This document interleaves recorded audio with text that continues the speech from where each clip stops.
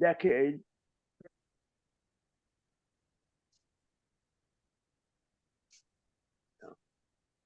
I guess I've seen Ernie one time since I graduated.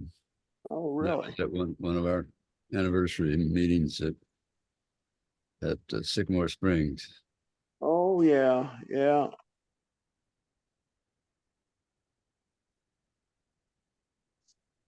That was a good place to have reunions. Yeah, really. Beautiful place. I guess they've done a lot of work on it. Yeah. I noticed on Facebook they've done quite a lot, and it's really a nice addition for that area. Yes, it is. And you know, the little church they built, I've never been inside of it. You know where they got the stained glass windows? No. The Presbyterian church that was in downtown English up Fifth Street, about a block on the right from the main intersection. Remember the Presbyterian church? Right. Yeah. Well, that's where they got the windows after it all got flooded out. They saved those windows, and that's where they wound up, in that little church. Very good. They had a number of churches in the town at times. Remember the old Pilgrim Holiness Church? That was years ago. Yes, sir. Yeah. And the Christian church. Right. Yeah. Where is Sycamore Springs at? It's directly west of the old Southwest. mill. Directly west of the old mill out in the country. It's Jack Robertson's family farm, about 3 miles out, just past Dimbo Hatchery. Okay. And the good thing about that, one of the Robinson family's daughters married somebody with a lot of money. And when the Robinson family got too old to farm the land, they made the choice that they were going to turn that into a recreational area. And they've got full-time workers down there, and it's really a sight to behold. It really is. It's they've got camping spots. Somebody's at the front door.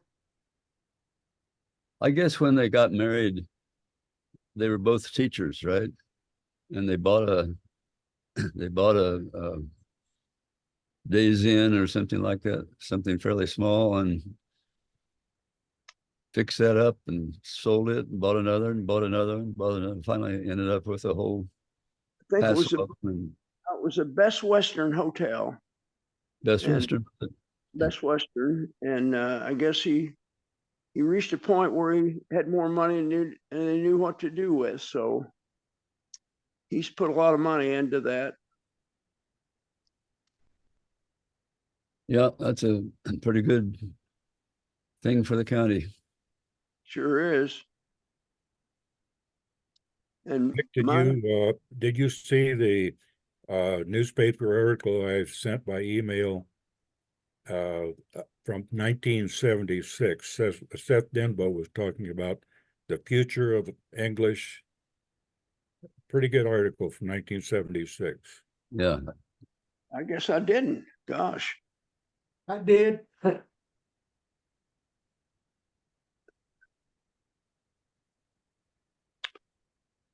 Okay, let's talk about the eclipse on the 8th.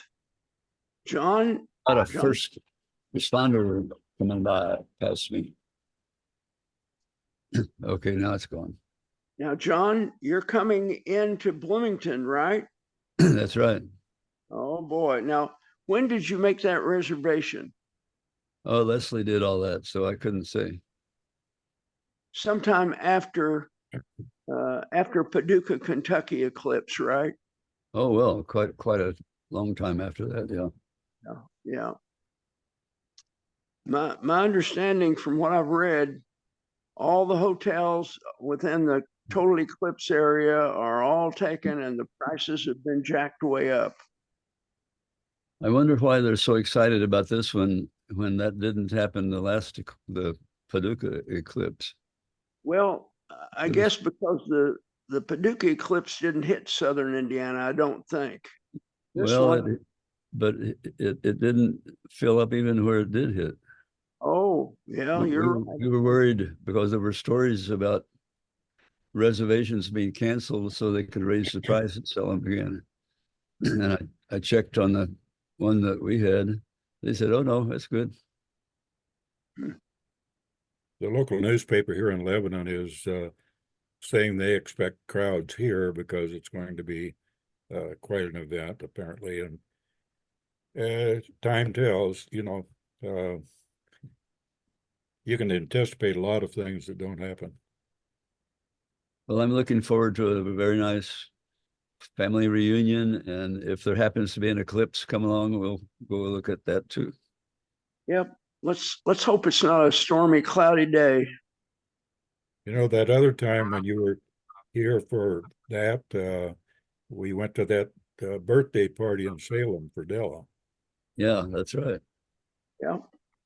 I'm glad Was we that did. was that her 80th birthday, Gordon? I think it was a little more than like 83 or something. Oh, okay.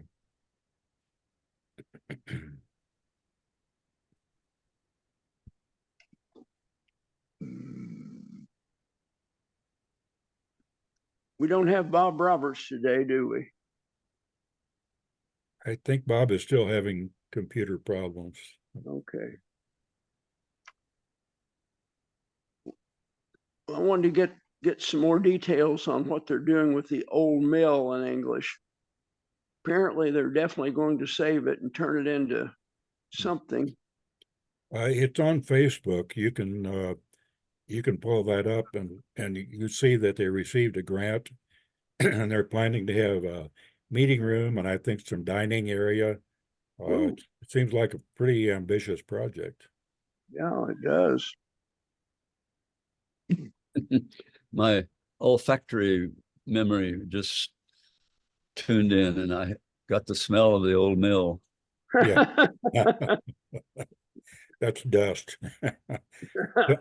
Combustible dust, unfortunately. Right. Yeah. It can go off like a bomb.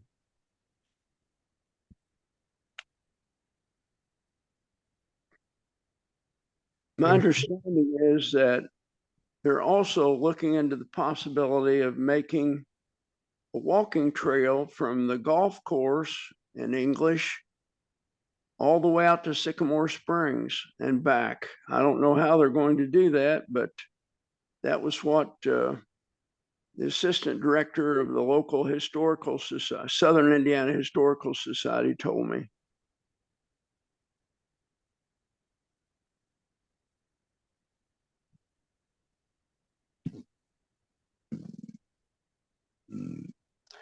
I also was able, when Gordon and I met in Huntingburg, I was able to give him back his sport coat that he had left up here, probably 5 months before or so. And so he can go out in style now. He's been clustered in, I think, without being able to go out with it, without that sport coat. Yeah, it's the saga of the traveling jacket. Yeah.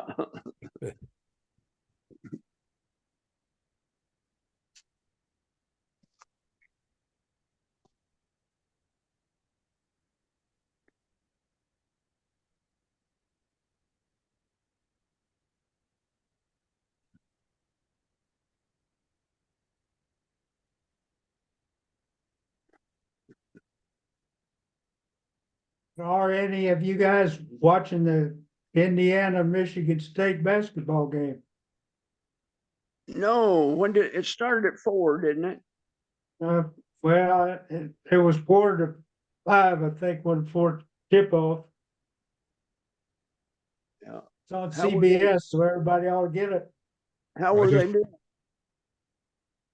I just watched the women's Iowa-Nebraska game. That was a nail biter.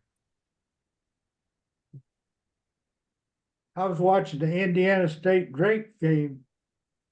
I watched that one. Yeah. That was a good game. Our college teams yesterday, every team that had a game, I think there were 6 different ones, all of them won, which is that increases your testosterone. Woo. Yeah. Well, Caitlin Clark has put women's basketball on the map. That's for sure. The first time in the history of their existence, they had sold out crowds. That's Yeah. right.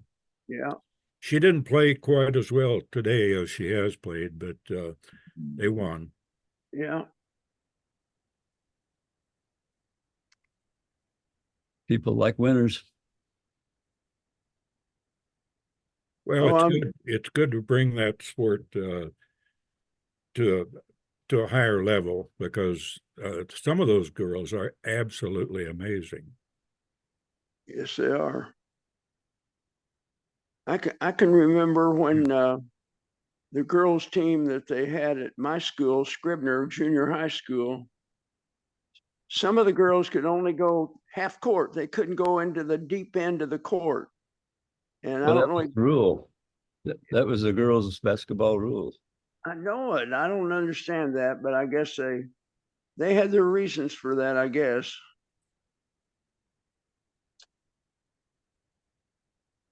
It Yeah, was 3-on-3. was that the way it was? Yeah. Yeah. You had 3 offensive and 3 defensive. Right. And they only had to run half court so they didn't wear themselves out Yeah. I guess because the girls are so weak. that was it. That was it in a nutshell. Right. Couldn't expect girls to work that hard. That didn't last very long. Iowa fixed that. Iowa and Nebraska have the strong farm girls. Yeah.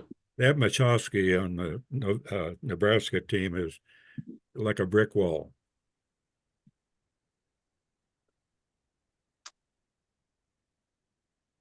Yeah, I just flipped over. I'm watching the Indiana game on mute. It's on mute, and Indiana's ahead of Michigan State 32-19.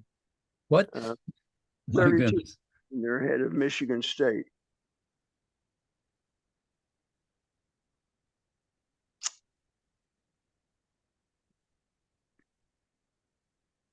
Yeah, there's a lot of little girls that will think, "Oh gosh, she can do it, I can do it," and it's really helped women's sports, all the Oh, sports, yeah. not basketball.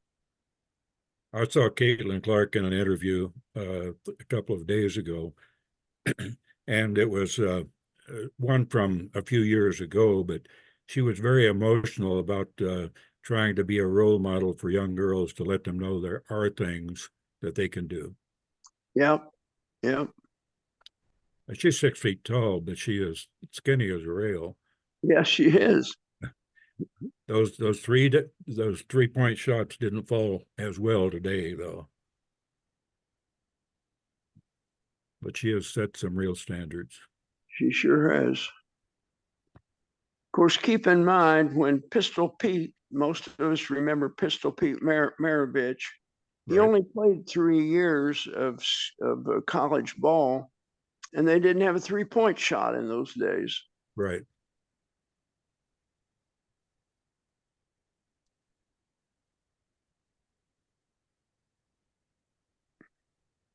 Well, Caitlin played on a boys' team when she was young, very young, I and read that. Yeah. and some of the parents complained because they didn't like for a girl to be playing there, especially when she was beating the boys. Oh, really? Out here at Herndon High School, we had a girl, it was in the late 70s or that had played intramural on the boys' team. And when it got high school to play the girls, she was really good. Now, you guys are all from English, Indiana. Do you remember back probably in the late 50s that there was one little girl from English, Indiana I that was just thinking the same one. Yeah. made national news? Now, who was that, John? I bet you remember. I'm trying to remember. Wasn't her dad didn't her dad run the Green Lantern? Yes, sir. Yep. He played Major League Baseball for the Milwaukee. In those days, it was Milwaukee Brewers. Okay. And for some reason, Seth Dimbo was very interested in, he was always interested in English, winning any kind of sports game.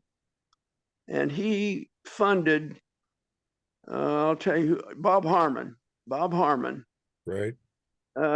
He bought him the Green Lantern if he'd come to English and play baseball at English. And so he agreed to that. And so he owned the Green Lantern, I don't know how many years, and played independent baseball, but I guess it was a pretty big deal in those days. Well, Seth would hire a pro, well, not a specific team, but he'd hire pro players and put together a full baseball team with all professional players. Yes, he would. By the way, I don't remember what I was doing then, but I was doing something that enabled me to be in English for a while. And I know the Life magazine sent photographers and people down to photograph this girl pitching a game one time. that is correct. Yeah. And I remember the photographer's name was Bob Starr. Huh. Why do I remember that? I don't know. I have no idea. John, I don't remember why I remember your driver or your license plate on your car. Oh, gosh. ZG 552. Oh, gosh. If I could lose some of those memories, I'd have room for real stuff. Yeah, you have a lot more room. Gosh. I have a ZG license plate on my car here. Really? ZG 3586. Oh, boy. You know, used to, you could, I don't know whether you bought it or not, you could get a little booklet that if you'd see a car going down the road that had ZG 67, you could look in the booklet and see who that was. Yeah. Yeah, but then the courts made them quit publishing that. I bet they did. It's a violation of privacy. Yep, I'm sure. Orange County was SE, remember? SE was Orange County. Was it? Oh, I don't remember that. Yeah. That's Something I thought was pretty funny when those licenses first came out. I've forgotten who one of the basketball teams that we play. The whole team fouled out of the game, and the two letters on the front of the license happened to be PF. Oh, boy. Now, John Flanigan, did you see on the national news a week ago about the truck that went through the railing in Louisville, Kentucky? Oh, yeah. Okay, I thought that it made national news. I was sure you probably saw that. Yeah, that was a big deal in our location. It was the old 2nd Street Bridge. Pretty scary. And, yeah, it's a very narrow bridge, and they still allow semis to go across that bridge, and there's not much room for. There's 4 lanes going across that. It's made in 1929, and all vehicles were smaller then, so 4 lanes go across that bridge. And when you meet semis, it's kind of white knuckle time because you don't have any room.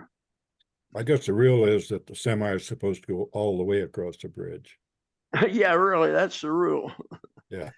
Now, just yesterday, a towboat on the Ohio River had 8 coal barges, and they broke loose, and they're wedged against the piers right before you get to the dam, and they were still there this morning. I guess they still are. You know, that happens once in a while. I wonder why. You know, I don't know. they should be a little more careful than that, I think. There's not very many coal barges that go up or down the Ohio River like there used to be. I haven't seen any myself for a number of years.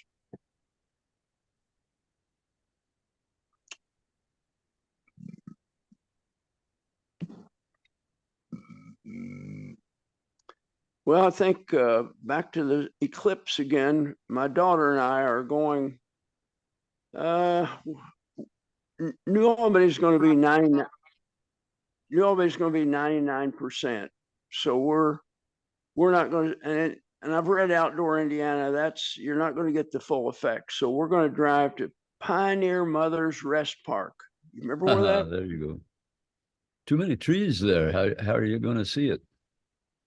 Oh, well, we're going to get away from the trees, but that's one of the few completely uncut pieces of land in Indiana. There's never been a tree cut on that land. And so my daughter wants to see that. And so we'll probably take a picnic, get there maybe around 10 or so in the morning, and hopefully it won't be crowded, although it probably will be, and get to check the woods out and then get ready for the eclipse. Is supposed to come a little after 3 o'clock in our area. John, when's the last time there's been an eclipse in Hawaii? 83. Oh, okay. And it went right over the big telescopes on the Big Island. Oh boy. And there's a forest of telescopes up there. Everybody in the world had brought their telescope and climbed up on the mountain and stood there and watched the clouds go over and packed up their telescopes and went home. How about that? And we were planning to go up there, but we were staying with a friend on the Big Island, and we thought, why drive all the way up there? We got the same sun here that we'd have up there. So we stayed there, and the eclipse was fine. We got to watch it. Well, think about it though, John. You'd be a little bit closer to the sun up there. That's true. You know, one quick thing about telescopes that brought to mind, you know, the Edwin Hubble telescope, the Hubble telescope they put up Right. about 20 plus years ago. He was a school teacher in New Albany. Hubble And- was it? I know. Yeah, he was. And he lived in Louisville, and I've read, I did a lot of research on him. He would come over on the streetcar, get off up on the east end, no, I'm sorry, the west end of New Albany, and then walk down Spring Street to where the New Albany High School was in 1913, 1914. He was also the coach of the New Albany Bulldogs that year and took them to the state final game. Right. So he was quite a guy. I understand he was pretty hard to get along with, though. I've heard that, yeah.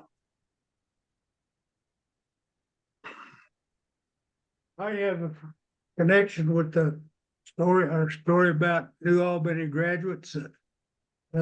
Joe Howe was a graduated from New Albany, and he graduated from Purdue University, and he was the pilot that flew the first jet across